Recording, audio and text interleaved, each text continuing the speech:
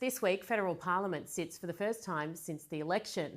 Now, for political tragics, it will be fascinating to watch a new dynamic. Labor in power, the coalition in unfamiliar territory and opposition, plus the new independents and the Greens on a power trip. But for everyday Australians who wouldn't be caught dead watching Question Time, the number one issue and the big thing they still care most about is cost of living and the new government's promises during the campaign to ease that. Now, joining me now ahead of the first sitting is Labor Minister Matt Thistlethwaite. Matt, thank you so much for joining me. I know you said to call you Matt, so I'm not being rude by not calling you Minister. It's great to have your company. Thanks, Erin. Thanks for having me on, and by all means, call me Matt. Good man. Now, Dennis Shanahan writes in The Australian today, Anthony Albanese and Jim Chalmers face the greatest political and economic challenges of an incoming government in 50 years, more challenging than the circumstances facing Bob Hawke and Paul Keating in 1983, and graver tests than even the new government of John Howard and Peter Costello in 1996 after a recession. Matt, do you agree with this? And can you, the Labor Party, still deliver on the promises your government made during the election campaign? Erin, there's no doubt it's a tough economic environment that we have inherited. We've got rising inflation, cost of living pressures, interest rates are going to go up, we know that, and that's going to make it harder for families, businesses and households to make ends meet. We, the government, believe that we can still deliver on the election commitments that we made, and they're all about growing our economy and improving productivity. So we'll get on with the job of easing cost of living pressure through our cheaper childcare policy, our Help to Buy scheme for housing, boosting wages, and we've already seen the minimum wage case where minimum wage workers got a 5.2% increase. But we'll also get on with the other priorities that we were elected to deliver, like stronger action on climate change, restoring integrity to politics through a federal ICAC, and importantly, tackling some of the aged care Royal Commission recommendations. So although it's a tough economic environment, we believe that we've been elected to deliver the policies that we put to the Australian people, and that's what we'll seek to do in the coming weeks.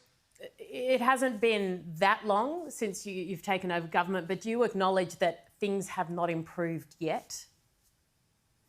Oh, well, certainly the economy hasn't improved, and we're not going to expect that you're going to see that happen for some period of time.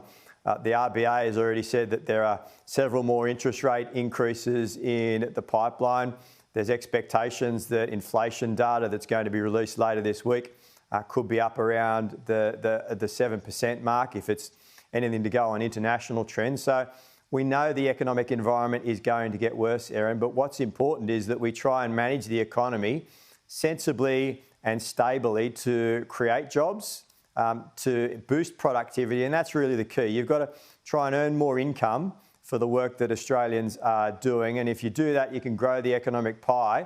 You can begin to pay off some of the debt that we've inherited from the last government, reduce the budget deficit and get the economy back on an even keel. The Liberal leader, Peter Dutton, has said that his party will target the weak. Who are they talking about? Well, I guess you're talking about people who are struggling at the moment, and these are typically minimum wage workers and many workers who've fallen behind, particularly under the Morrison government. Their wages weren't keeping pace with the cost of living. You know, you had CPI running at well over 5%, but wages growth stuck at around 2.5%, and that's been going on for some time now. Apologies for interrupting you. What he was referring to is during question time in Parliament, he's saying that he will target the weak in your party. So I'm asking you, who are the weak links in Labor? Oh, OK. I don't believe there are any weak links in Labor. We've got a very strong team that have been elected to deliver the policies that we put to the Australian people. Erin, this is the most experienced government that's been taking over in many years in Australia. In terms of the cabinet, you've got people that have served in a cabinet capacity in government for some time in the past. You've got, middle-ranking ministers that have been in their portfolios for many years. Sure, we have some new MPs, as do the government, and it'll take them a little bit of time to find their feet and to understand how they can make a difference within the parliamentary context. But we think we've got a strong team and we're ready to put the case for the policies that we were elected on. And we really want to change the tone of Parliament as well, Erin. Instead of making it a chamber where we're constantly arguing over things, we want to try and bring Australians together and create a bit more of a collegiate atmosphere where we're working together. And I think the classic example of that is that we'll have a jobs summit later this year where we'll bring together businesses, unions, government, to try and work on how we can come together and deal with some of the economic challenges that we have. Don't you dare take away the only entertaining part of question time, which is all the fighting. Don't you dare. Now, Matt, I know people love the fireworks, but the reality is most of the parliamentary work that we do, we tend to get agreement, and it's not as exciting. Now, Greens leader Adam Bandt has said that they might support your emission reduction target of 43% if their demands are met for not only a moratorium on any new coal and gas projects, but now to also block any new federal funding for existing coal and gas projects. Minister, it sounds like trying to work with the Greens is going to be a nightmare.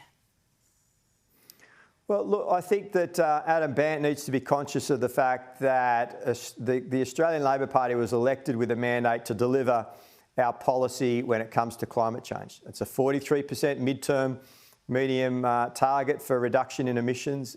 It's making electric vehicles cheaper. It's boosting solar and batteries. And the important point to make, Erin, is that that policy was independently costed by Reputex, and it represents a stable transition over the medium term and the longer term to ensure that we're boosting renewables, we're reducing emissions, but we're creating jobs at the same time. So you can't go changing these policies willy-nilly at the whim of the Greens. So we'll look at sensible amendments, we'll negotiate sensibly, but I think people have to realise that this policy was put in place over some time, it's independently costed and modelled, and we're seeking to stick with that because that's what we're elected to do. Do you have confidence in your leader to stick with that? He backflipped on the payments last week. Well, the payments last week represent the government listening and making a sensible decision because it was based on the advice of the Chief Medical Officer.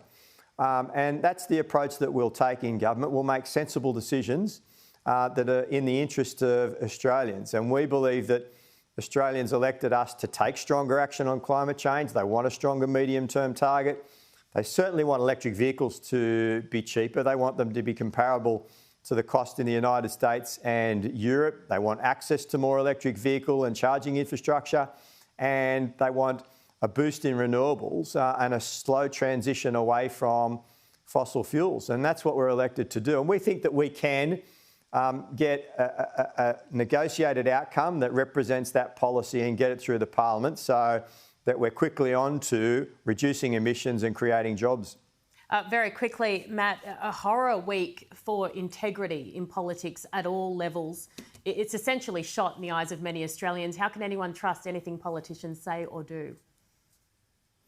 It's a big issue, Erin, and we appreciate that the Australian people's view of politics and politicians has been quite low for some time.